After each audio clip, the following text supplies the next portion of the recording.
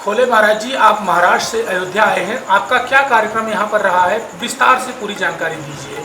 हमारा ग्राम जो है वो अकोला ज़िला में है।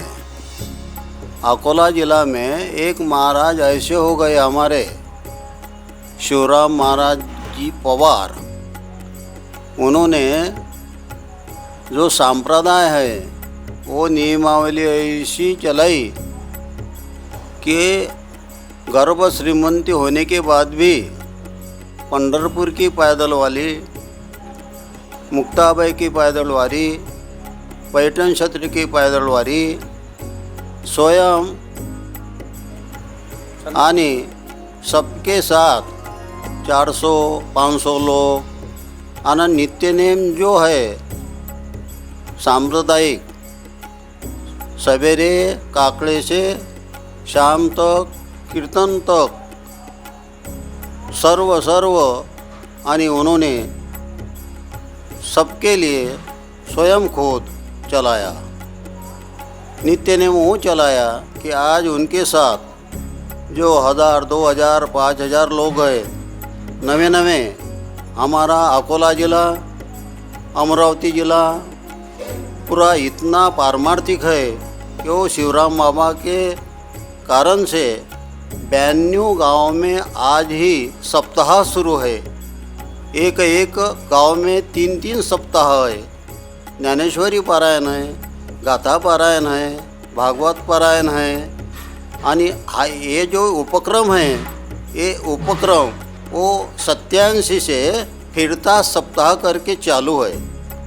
आज भी उनका जो कार्यक्रम है, उनका जो मनोगत है, उनके जो शिष्य है, उनके जो परिवार है, उनके जो कुटुंब प्रमुख है, ये शिवराम महाराज के नातू है, ये चला रहे आणि सबके तन मन धन से और प्रेम से आज भी चालू है और आखिरी तक चालू रहेगा, इसमें तीन मात्र भी कोणती शंका नहीं है।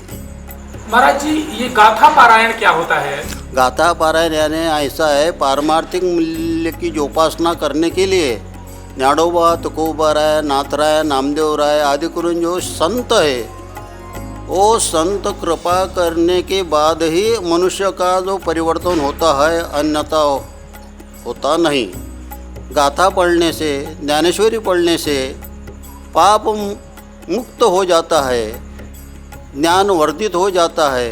और जितना जितना ज्ञान होता है उतना उतना वो सात्विकता उसके अंगे मानी जाती और जो अनमोल मानवदे का कर्म है वो कर्म न कळत आणि उससे भगवंत चालू रखता है।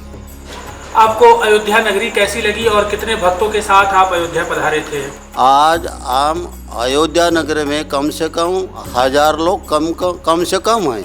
आम्हाला जो अनुभव आला, ज्या मठामध्ये आम्ही वावरतो, ज्या अयोध्येमध्ये वावरत आहोत, सर्वांचं एवढं प्रेम आम्हाला आणि मिळालेलं आहे की आमचे 7 दिवस कसे गेले हे आम्हाला कळलेलं नाही।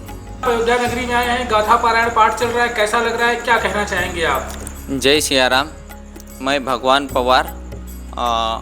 ये जो गाथा पारायण सोहळा है, जिसे जगतगुरु श्री संत तुकाराम महाराज जिन्होंने लिखा है, ये श्री संत जगतगुरु तुकाराम महाराज महाराष्ट्र स्थित पंढरपुर के जो भगवान विट्ठल है, उनके बहुत बड़े संत हुए।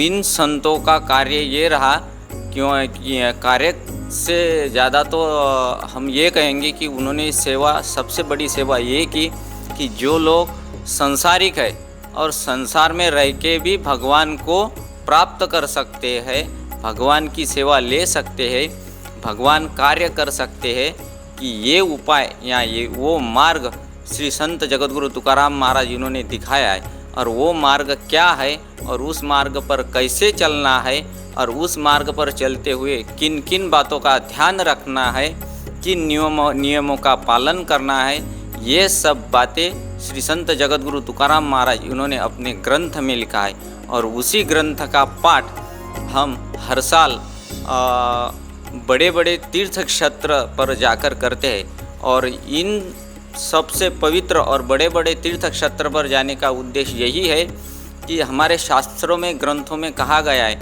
अगर किसी तीर्थ क्षेत्र में जाकर एक बार अगर भगवान का नाम लेते हैं तो वो नाम 10 बार लेने के बराबर हो जाता है। इसका इतना ये पुण्य मिलता है। अगर किसी पुण्य भूमि या पावन भूमि पर जाकर भगवान का नामस्मरण करते हैं, जप करते हैं, तो वो 10 गुना उसका पुण्य फल बढ़ जाता है।